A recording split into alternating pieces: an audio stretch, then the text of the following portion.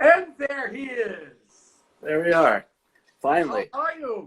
I was watching one of your old shows. It was our old interviews. It was beautiful. Just beautiful. It was not. It was. Of course it was. Come on. Ladies beautiful. and gentlemen, this is Richard DOLE from the United States. Woo! Obrigado. Oh, Thank you. phenomenal. And I see that there's some artwork in the back there. Yeah, it took me all morning to do that. That's phenomenal. Olá, amigos. Obrigado, Brasil. Oh, that's so sweet. Tears, many tears. So to break the ice, because, you know, you and I, actually, we haven't talked for 20 plus years, right? It's been a long time. Yes, too long. Stop. So to break the ice, since now we're adults, last time we saw each other,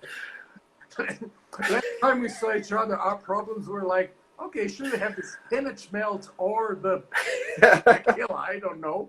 So this time we're adults with real problems, like you have a kid and stuff like that. Yeah, I have 2 kids. Lots of problems. Lots of problems. You have more than one kid? Yeah, 2. Richard!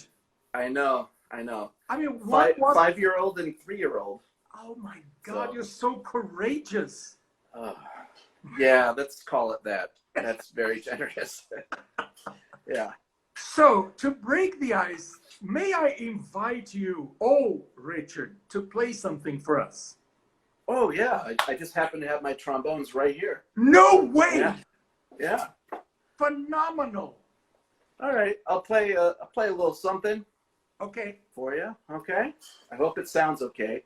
Okay. You know, I mean, because of the internet, not because of me. Of course, no. Right. I mean, ladies and gentlemen, we're in front of one of the best trombone players in the whole world.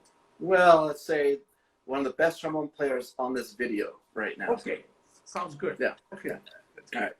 Okay. Here we go. Okay.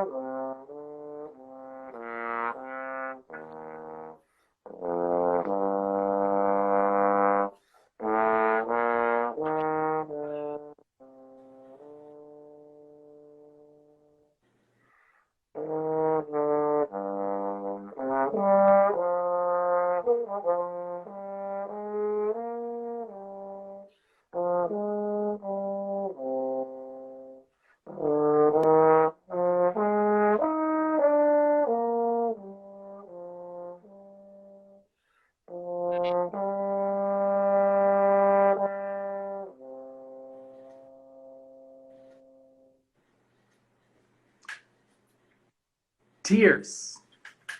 Thank you. This is gorgeous. That's what I go for. Now, you learned to play those pianos at Indiana University School of Music. Is that correct? That is correct, yeah. Yeah, I was basically there in the entire 90s, the whole decade of the 90s, basically. I see. Yeah. And just so that the audience knows, I mean, our rich audience throughout the world. Yes. So that, you know, that's where we met. Of course. We suffered in a theory class together. That's correct, Richard. That's where we met. I have no idea how we must have been funny and I don't know, just trying to be funny at something. And for some reason, we just became friends. And then That's the part that I like about that conversation. Ladies and gentlemen, I didn't know what honey wheat and double buck was. That's right. And Richard taught me. As a good American friend, he took me by the hand, took me to the Irish Lion, which was a pub that there was there. I mean, I'm sure it still exists, right? Oh, it's still there. Unbelievably, there. yeah. And then there were things like, we had to do like the beer tour of the world or something like that. Remember that? Of course. Oh, yeah. And so Richard basically taught me how to drink, because me, as a good Catholic boy, the only wine I had ever drunk was, sanctified. Exactly. Yeah. By the Pope. Okay. Of course. Yes. And then, so Richard, and that is the part that is horrible, because Richard waited me to get drunk so that he could ask me difficult questions. And he took all the truth from my heart, and he knows all my secrets. That is correct. Well, that was my plan. Yeah. Yes, I knew it from the beginning. I knew it. Now, Richard, tell me something. You were born there in the great state of Indiana, correct? Well, Illinois, one state over. Well, so we're Brazilians. Illinois, Indiana, it's all the same. Okay. South of Chicago. Yeah. South of Chicago. That's correct. So, and then, why did you choose the trombone? Ooh. In 5th grade, I thought that the trombone was a weird instrument, and I wanted to play a weird instrument. Of course! Nobody told me when you're 10 years old that this is a life decision that you're making. The rest of your life, this is it. Nobody says that, but that's what happened.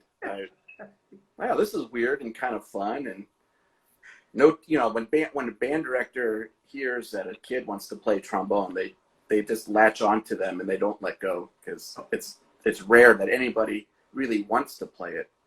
Why? Everybody want to play the trumpet? Saxophone, trumpet, percussion. Get in line. It's anything but anything. Yeah. So, yeah, I love the sound of it once I started really hearing it well and playing it better, and it just kind of So I was already playing violin and piano at that time, so this was for the audience. Richard is sort of a Paganini, he's just one of the most talented people I've ever met. Richard, actually, he was the one that introduced me also to Frank Zappa. Yes, yeah. Take that, okay? Yeah, that's right. Yeah. I was in a heavy Frank Zappa phase when we were hanging out. But you introduced me to Antonio Carlos Jobim. I remember sitting in your van and listening to. Right, I had that van. The wing. You called it the wing, and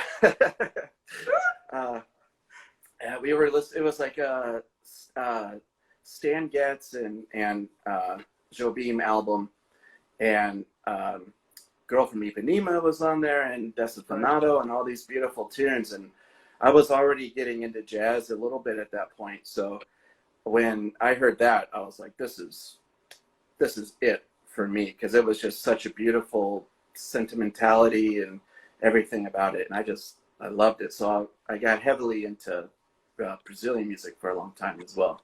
Sure. Yeah. And then you arrived at IU. For those people who don't know, IU, Indiana University School of Music, is just the best school in the world. Both Richard and I were, because of our high intelligence and just brilliance, our inner shine, we managed to get through this very complicated process, and we got in.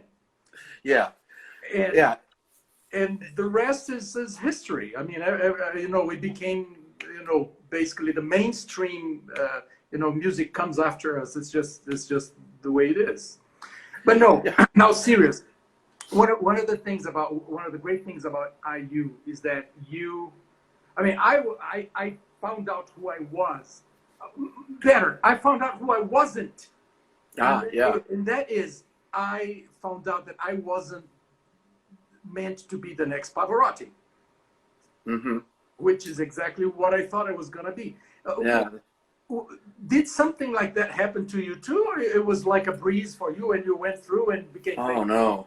no, it was I had very specific goals when I got to IU. I was going to, maybe I would graduate. That was because, and check, I was, before I graduated, I would have won a major orchestral position somewhere. Oh, Yeah. And maybe someday, years later, I would come back and finish my degree as an esteemed alumna. And, but yeah, that was a rude awakening very quickly. So what ended up happening was that I didn't make any ensemble my freshman year. So, I had all these high hopes. you didn't make A ensemble. Oh. It's like, it was bad. And I was unanimous for the orchestra audition. Like, all the panels had me in last place. So I had no idea what I was doing, but I ended up playing in a jazz band, and I really loved that. And I played a lot, and it really kind of got me into interest. Just so happens that IU has one of the first jazz programs, and great teachers. So I kind of got on that route, and eventually, once I figured out how to really play the horn, I started doing much better all around. But at first it was rough. So like finding out how I could make a living with the instrument was really my defining moments there at IU. And how was that? I mean, when did you figure out, oh, wait a minute, I can actually pay the rent with this? How did it happen? Well, it was not, I moved to Indianapolis right after I graduated with my master's degree in 2000. And so I was already working up here 4 or 5 nights a week. You're now in Indianapolis. And I'm in Indianapolis, yeah. I gave myself 5 years to try to make a living in music, and 20 years later, I'm here. So here it is. But yeah, just finding out that I didn't have to do orchestral classical music or jazz, pop, commercial music. I could do both. And so now I play in 4 or 5 orchestras. I sub with the Indianapolis Symphony. Plus, I have my own jazz groups, and I play in big bands and recording sessions. So I've been able to merge both worlds pretty well. Hopefully. That's great. And I think, hearing you say this, I think that when you mentioned about the high quality of the ensembles there in IU, the jazz bands and all that, I mean, it's the same thing in even choirs, I mean, you're singing, I sing university singers there, and it was a 36 voice ensemble doing 2-3 concerts a semester of repertoire that I never sang anywhere in the world. Yeah. Because, it's like one of the concerts, like, let's sing all of the Bach motets. It's like, well, I mean, where did you do that? It's right. Like you don't do it. It's excellence. It's really, unbelievable. But when we're doing it, we want to die. We're like, I'm like, as you said, I meant for higher things. It's like, and then what was the best about IU for me was learning afterwards. Like today, I'm 52. Today, you're much younger. You're in your 30s. Happy birthday! All right. I didn't know it was your birthday today. Today is your birthday. It's not. It's not my birthday. I'm 52. As in, this was English lost in translation. Okay. Well, every day should be your birthday. Everybody, you should celebrate every day. You know that. Okay, let's do it. Hey, Hello, Mr. Trombone. Happy birthday for table 7 for please. Have you ever? No.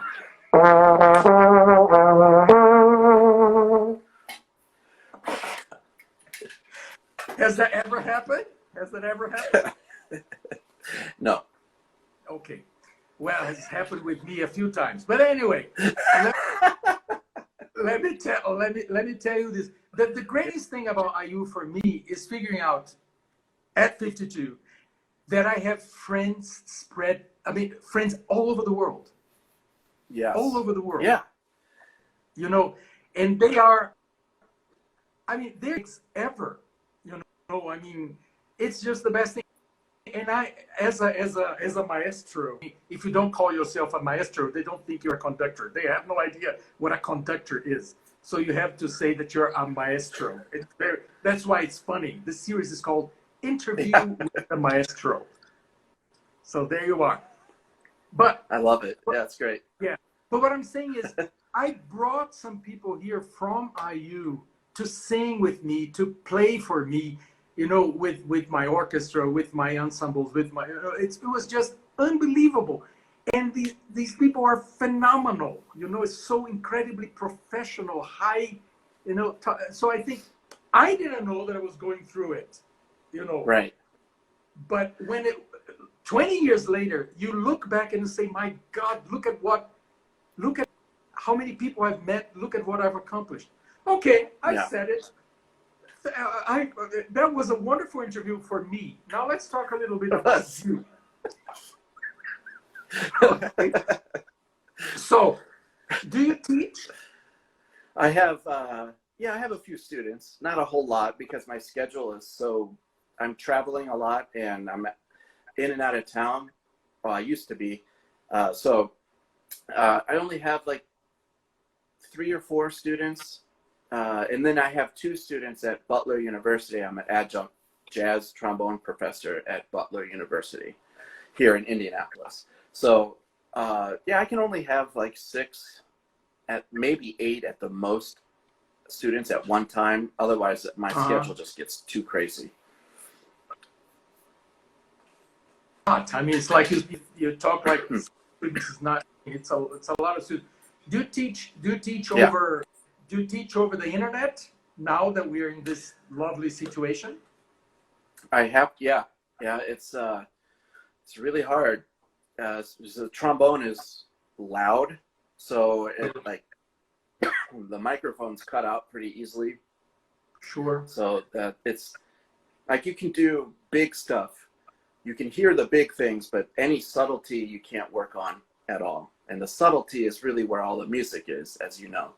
And trying to get that, I don't know, excuse me, how, I just don't know how to really teach the subtlety over the internet. I haven't figured that out yet.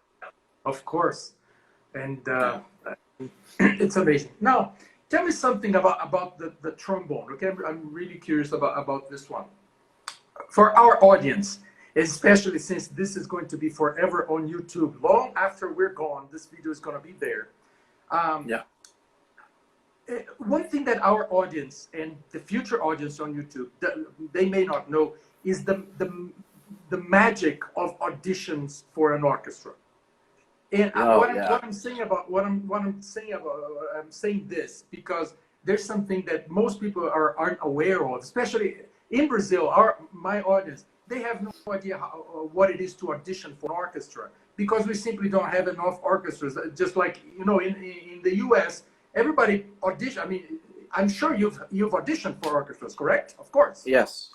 That's what. And here is something so specific. It's as if you're, I don't know. Let me apply for an Academy Award. It's like people don't do it. It's like it's something that people don't do it. So, of course, there are auditions, but they're so specific that it's not a subject.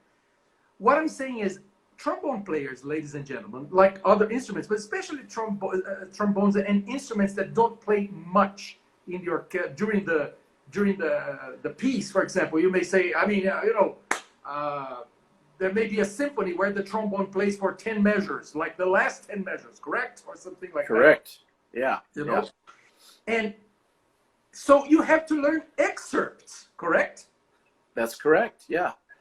Yeah. And it's something that people here are completely unaware of. You know, it's like, what do you mean by excerpts? So what is the most feared, or what are the most feared trombone excerpts in orchestral literature? Well, there are a lot of fears in the orchestral trombone world, and yeah, you're right. Like, we can sit around for a long time, like in Schumann or Beethoven, Beethoven 5, for example. We only play in the fourth movement, so you have to sit around for 20, 25 minutes, and then be able to play something very light and very delicate.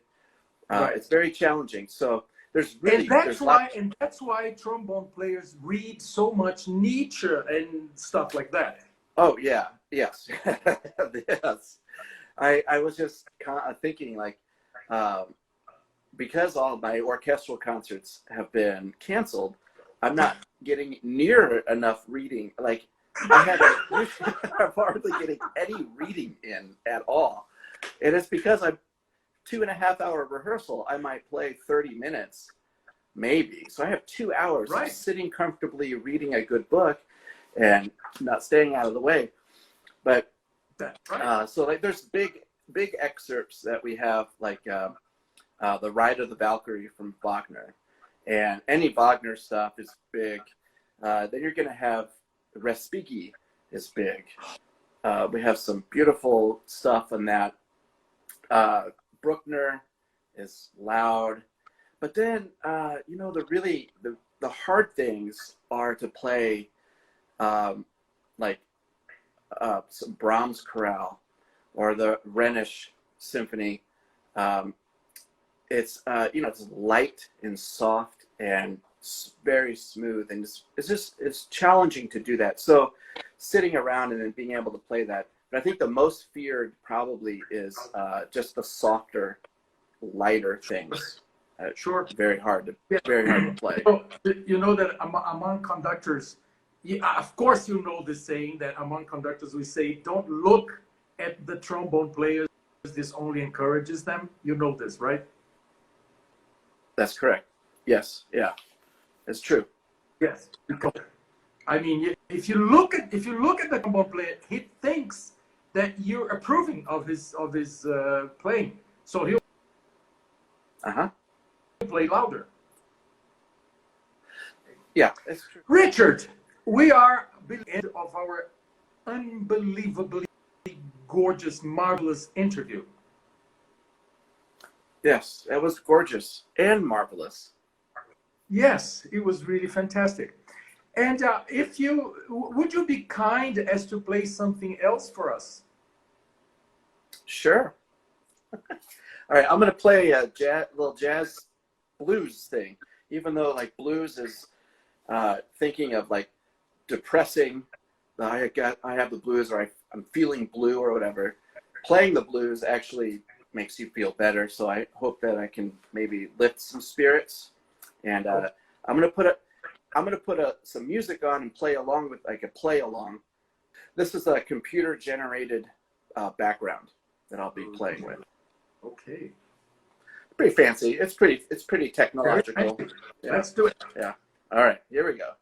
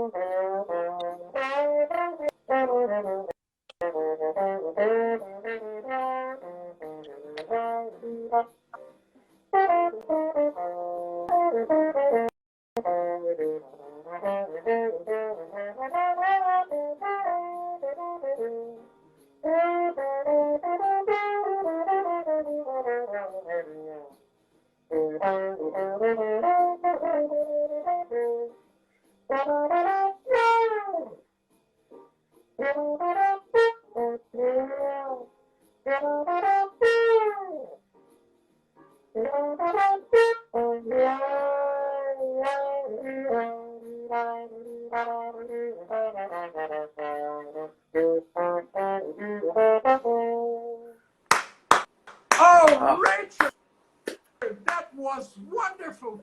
Thank you so much. I had so much to reconnect with you guys.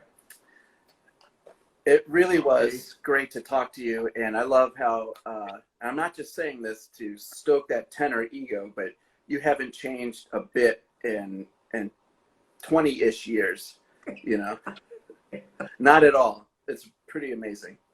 It's just, I'm telling you, I mean, my heart, you know, getting old is, it also hard to, it also changes your heart to pay attention only to things that really matter. I think that's the thing. And so, yes, you know, I'm very happy to have reconnected with you. Next time I go to Indiana, we're gonna have some double buck together. Or when you come to Brazil. In Brazil, yes. Oh yeah. I'm going to introduce you to some Brazilian beer, which they say it's okay, but we'll figure out. Okay. Yeah, you know, beer, wine, pisco, whatever. Sure. I'll do. Yes, caipirinha. Caipirinha is good. Okay. Oh yeah. Okay. Yes. Yeah. So there you go. Richard, thank you very much. Alex. Happy New Year. Yes. Happy New World. It's lovely to talk to you. I love you, man. You're the best. I love you too, man. Bye-bye. Thank you very much. Bye.